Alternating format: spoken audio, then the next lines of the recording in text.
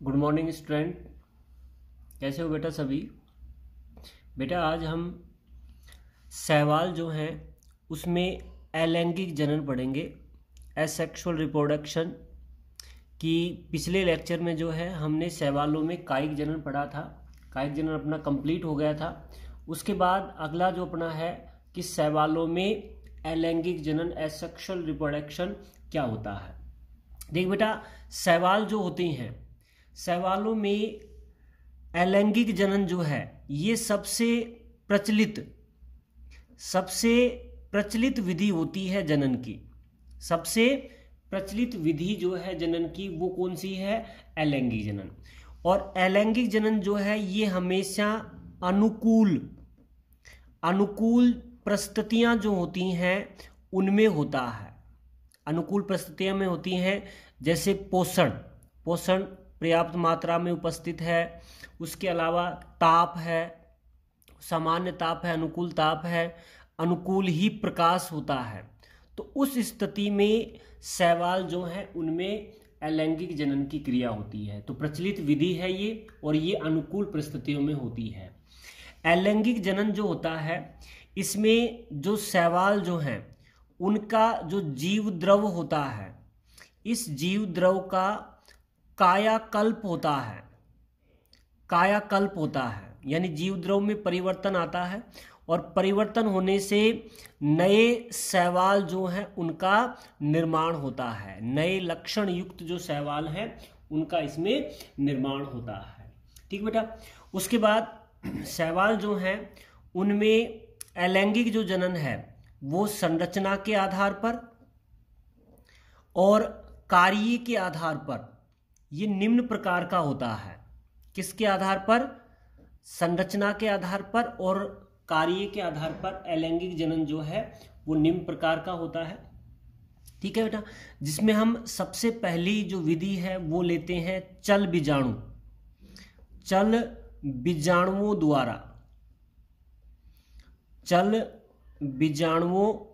द्वारा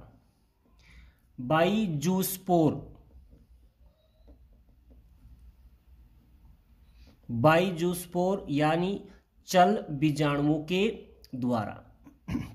देख बेटा, चल बीजाणुओं के द्वारा जो अलैंगिक जनन है ये अलैंगिक जनन की सर्वाधिक प्रचलित विधि होती है। सर्वाधिक प्रचलित विधि है अलैंगिक जनन की। सर्वाधिक प्रचलित विधि कौन सी है? चल बीजाणुओं के द्वारा। ठीक बेटा। चल बीजाणुओं का जो निर्माण है वो शैवाल जो है उसका जो सुकाय है, उस सुकाय की पुरानी जो कोशिकाएं होती हैं उन पुरानी कोशिकाओं से चल बीजाणुओं का निर्माण होता है। जो सुकाय होता है शैवाल का, उसकी जो परिपक्व या पुरानी जो कोशिकाएं हैं वो चल बीजाणु बनाती हैं। और इन चल बीजाणु जो होते हैं उसमें एक तो द्रक बिंदु जो है ये उपस्थित होता है। क्रोमेटोफोर ये इसमें उपस्थित होता है। उसके अलावा इसमें केंद्रक जो है ये पाए जाते हैं। ठीक है। और ये समसूत्री विभाजन के द्वारा बनते हैं। जो चल बीजाणु है ये किसके द्वारा बन रहे हैं? समसूत्री विभाजन के द्वारा बनते हैं, और इसी के कारण इन्हें समसूत्री जूस्पोर कहा जाता है।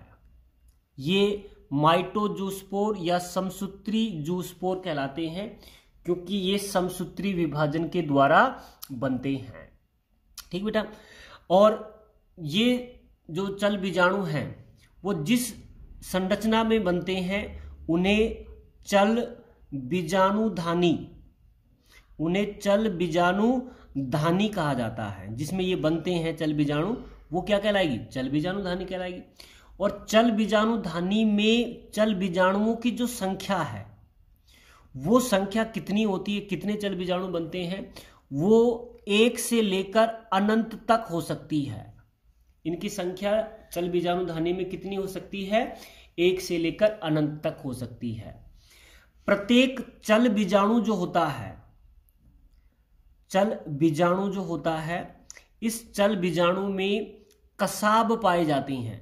भाई कसाब के कारण ही ये गतिशील होता है, कसाब उपस्थित होते हैं।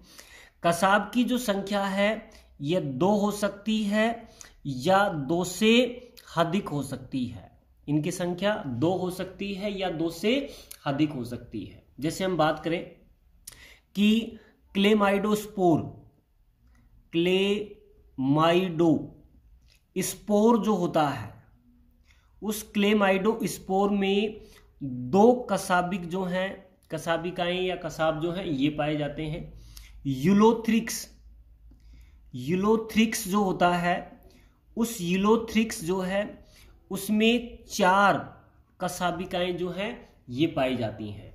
ठीक है। उसके अलावा व्यूचेरिया व उडोगोनियम जो है उनमें जो है अनेक कसाबिकाएं पाई जाती हैं। क्लेमाइडोस्पोर जो है इसमें कितनी कसाबिकाएं हैं? 2। यूलोथ्रिक्स में 4 कसाबिकाएं हैं। उसके अलावा व्यूचेरिया और उडोगोनियम जो है उसमें अनेक कसाबिकाएं पाई जाती हैं। ठीक बेटा। जैसे हम क्लेमाइडोस्पोर जो है उसकी बात करें हैं तो ये है क्लेमाइडोस्पोर। ठीक बेटा, ये क्लेमाइडोस्पोर है और इसमें 2 कसाबिकाएं जो हैं ये पाई जाती हैं। यूलोथ्रिक्स की बात करें तो यूलोथ्रिक्स जो है उसमें 4 कसाबिकाएं होती हैं। यूलोथ्रिक्स में कितनी हैं? 4 कसाबिकाएं होती हैं। अब आता है उडोगोनियम। उडोगोनियम जो होता है इसमें जो कसाबिकाएं हैं जिनकी संख्या अनेक होती है, ये कसाबिकाएं इस प्रकार व्यवस्थित होती हैं, ये कसाबिकाएं इस प्रकार व्यवस्थित होती हैं जो ताज के समान संरचना बनाती हैं। जैसे क्राउन होता है, ताज जो होता है, ताज क्राउन जो है उसके समान संरचना का निर्माण करती हैं। उडोगोनियम में ये ताज के समान होती हैं। यूलोथ्रिक्स जो है इसमें ये 4 होती हैं। क्लेमाइडोस्पोर जो है इसमें ये 2 होती हैं। ठीक बेटा, तो ये पहली जो विधि हमने ली है अलैंगिक जनन की, चल बीजाणुओं के द्वारा। ठीक बेटा, अब दूसरी विधि लेते हैं अलैंगिक जनन की, और दूसरी विधि है अचल बीजाणुओं द्वारा। अचल बीजाणु जो हैं उनके द्वारा, बाई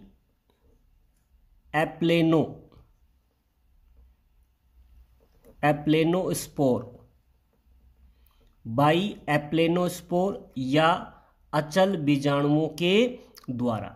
देख बेटा, अचल बीजाणु जो होते हैं जैसे नाम से पता लग रहा है ये गतिहीन होती हैं। कैसे हैं? गतिहीन है और गोलाकार होते हैं और कसाभिक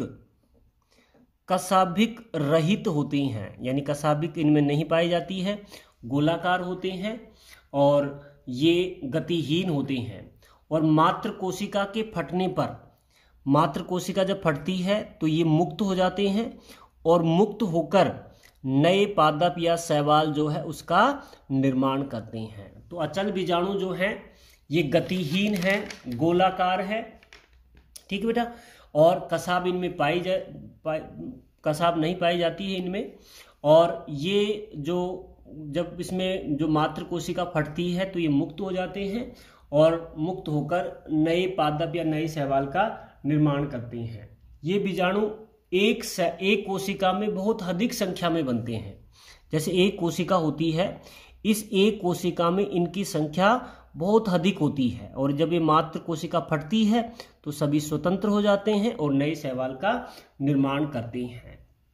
ठीक बेटा, तो ये हो गया अचल बीजाणु के द्वारा। और अचल बीजाणु जो है इसका एग्जाम्पल है यूलोथ्रिक्स जो है उसमें होता है। अब देख बेटा, यूलोथ्रिक्स जो है इसमें चल बीजाणु भी बन रहे हैं और अचल बीजाणु, तो दोनों बन सकते हैं। चल बीजाणु भी बन सकता है और अचल बीजाणु भी बन सकता है। तो पहला चल बीजाणुओं के द्वारा हो गया, दूसरा क्या हो गया? अचल बीजाणुओं के द्वारा। ठीक बेटा, तीसरा जो प्रकार लेते हैं अलैंगिक जनन की विधि का, वो है जनकाभ बीजाणु द्वारा, जनकाभ बीजाणु के द्वारा, जनकाभ बीजाणु के द्वारा शैवालों में अलैंगिक जनन। ठीक बेटा, देखिए बेटा, जनकाभ बीजाणु जो है ये मात्र जो कोशिका होती है, मदर सेल, मात्र जो कोशिका होती है, इस मात्र कोशिका का प्रतिबिंब होते हैं। ये मात्र कोशिका का प्रतिबिंब होते हैं, यानी मात्र कोशिका के समान ही होते हैं, लेकिन मात्र कोशिका जो है उससे आकार में, मात्र कोशिका से आकार में कैसे होते हैं, छोटे होते हैं। ठीक है बेटा, तो जनकाभ बीजाणु जो होते हैं, ये जनकाभ बीजाणु मात्र कोशिका के प्रतिबिंब ही होते हैं, लेकिन अंतर क्या है मात्र कोशिका में और इनमें, ये मात्र कोशिका से आकार में कैसे होते हैं, छोटे होते हैं। ठीक बेटा, और जनकाभ जो बीजाणु है इसका उदाहरण है वोलवॉक्स। वोलवॉक्स जो है उसमें जनकाभ बीजाणु के द्वारा अलैंगिक जनन होता है। किसमें? वोलवॉक्स में। तो बेटा अलैंगिक जनन की हमने ये 3 विधियां पढ़ी हैं, एक तो चल बीजाणुओं के द्वारा, अचल बीजाणुओं के द्वारा और जनकाभ बीजाणु के द्वारा। ठीक बेटा, तो ये 3 विधियां हो गई। उसके बाद अगली विधि लेते हैं हम नंबर 4 पर। अगली जो विधि है 3 होगी, तो नंबर 4 जो है, 4 पर अगली आती है सुप्त बीजाणु। सुप्त बीजाणु, सुप्त बीजाणु के द्वारा, सुप्त बीजाणु क्या होते हैं, उनके द्वारा किन में अलैंगिक जनन पाया जाता है। देख बेटा, सुप्त बीजाणु जो होते हैं ये समानतया अचल बीजाणु होते हैं। कैसे हैं? अचल बीजाणु ये होते हैं जिनके चारों ओर, जैसे ये अचल गोलाकार बीजाणु है जिसके चारों ओर एक मोटी भित्ति पाई जाती है, जिसके चारों ओर क्या मिलती है, एक मोटी भित्ति, और ये मोटी भित्ति जो है ये इस बीजाणु को प्रतिकूल जो परिस्थितियां हैं उनसे सुरक्षा प्रदान करती है। भाई सुप्त बीजाणु जो हैं, जो अचल बीजाणु होते हैं वास्तव में, और ये इन अचल बीजाणुओं के चारों ओर एक मोटी कोशिका भित्ति मिलती है जो इन बीजाणुओं को प्रतिकूल परिस्थिति जो है उसमें सुरक्षा प्रदान करती है। ठीक बेटा, और जैसे ही परिस्थितियां अनुकूल होती हैं, परिस्थितियां जब अनुकूल होती हैं तो ये बाह्य भित्ति फट जाती है और नए पादप या नए शैवाल जो है उसका निर्माण होता है। तो सुप्त बीजाणु वास्तव में अचल बीजाणु हैं जिनके चारों ओर एक मोटी कोशिका भित्ति होती है और जो इसको प्रतिकूल परिस्थिति में इसकी रक्षा करती है, और जब परिस्थितियां अनुकूल होती हैं तो ये नए पादप का निर्माण कर लेती हैं। और ये सुप्त बीजाणु जो है, एक तो यूलोथ्रिक्स में, यूलोथ्रिक्स जो है उसमें भी बनते हैं, और व्यूचेरिया जो है उसमें भी इनका निर्माण होता है। ठीक है, जैसे बेटे डायग्राम के रूप में बताएं, जैसे मान लो ये कोई शैवाल जो है उसका एक तंतु है, ठीक है, और शैवाल का जो ये तंतु होता है इसके शीर्ष पर ही जो है ये सुप्त बीजाणु जो है उनका निर्माण होता है। सुप्त बीजाणु जो है इनका निर्माण होता है, और सुप्त बीजाणु देखिए ये सुप्त बीजाणु है और इसके चारों ओर ये एक मोटी कोशिका भित्ति बनती है जो इनको प्रतिकूल परिस्थिति में इसको सुरक्षा प्रदान करती है। तो ये जो संरचना होती है ये सुप्त बीजाणु कहलाती है। ठीक बेटा, तो 4 नंबर पर क्या हो गया, सुप्त बीजाणु।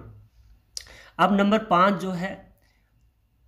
5 जो है वो है एकाइनेट। अकाइनेट के द्वारा, अकाइनेट क्या है, देख बेटे ये संरचना प्रतिकूल परिस्थिति में बनती है। कब बनती है? जब परिस्थितियां कैसी होती हैं, प्रतिकूल होती हैं, तो उस समय इसका निर्माण होता है।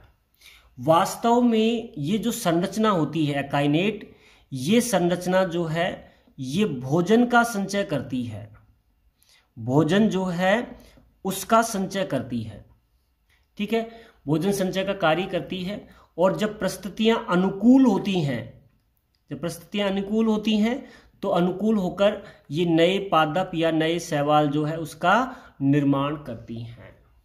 तो अकाइनेट जो है ये प्रतिकूल परिस्थितियों में बनते हैं और ये वास्तव में भोजन संग्रहित करने वाली संरचनाएं होती हैं। और जब परिस्थितियां अनुकूल होती हैं तो ये नए शैवाल या पादप का निर्माण करती हैं। ठीक बेटा, ये 5 नंबर हो गया। उसके बाद नंबर 6 है पामेला स्थिति। पामेला स्थिति, पामेला स्थिति द्वारा छठा जो प्रकार है लैंगिक जनन का वो है पामेला स्थिति के द्वारा। देख बेटा, कई बार क्या होता है कि तालाब या कोई भी पोखर जो होता है, उस पोखर में जब जल सूख जाता है, पोखर का जल सूख जाता है, तो किनारे जो होते हैं उन किनारों पर जो मिट्टी होती है उसमें शैवालों की कुछ प्रजातियां शेष रह जाती हैं। शैवाल जो हैं किनारों पर, उसकी कुछ प्रजातियां जो हैं ये शेष रह जाती हैं, नष्ट नहीं होती हैं, मृत नहीं होती हैं। और प्रतिकूल परिस्थितियों के कारण इन शैवाल का जीव द्रव विभाजित हो जाता है। भाई जल सूखने के कारण जाहिर है कि परिस्थिति जो क्या होगी, प्रतिकूल होगी, और ये किनारों पर कुछ है वो शेष रह जाती हैं। और इन प्रतिकूल परिस्थितियां जो हैं इनमें शैवाल की जो कोशिका होती है, शैवाल की कोशिका जो होती है, इसका जीव द्रव जो है ये विभाजित हो जाता है। शैवाल का जीव द्रव क्या हो जाता है, विभाजित हो जाता है। और उसके चारों ओर जीव द्रव जो बना है, जीव द्रव क्या हो गया, विभाजित हो गया। और उस जीव द्रव के चारों ओर श्लेष्म जो है उसकी एक परत बन जाती है जो शैवाल के जीव द्रव को सूखने से बचाती है। शैवाल का जो जीव द्रव है उसको सूखने से बचाती है। वो स्थिति पामेला स्थिति कहलाती है। भाई तालाब या पोखर जो हैं उनमें जल जब सूख जाता है तो उनके किनारों पर जो मिट्टी होती है उस मिट्टी पर शैवाल की कुछ जातियां जीवित रह जाती हैं। और इन प्रतिकूल परिस्थितियों में शैवाल की जो कोशिका है उसका जीव द्रव विभाजित हो जाता है और उस जीव द्रव के चारों ओर श्लेष्म की परत बन जाती है। श्लेष्म जो है उसकी परत का निर्माण हो जाता है जो उसके जीव द्रव को सूखने से बचाती है। और जब परिस्थितियां अनुकूल होती हैं तो ये जीव द्रव जो हैं ये नए शैवाल का निर्माण करते हैं। ठीक बेटा, तो ये छठा प्रकार हो गया। उसके बाद 7वां और अंतिम जो प्रकार है वो है बहिर्बीजाणु। बहिर्बीजाणु द्वारा बाई एक्सोस्पोर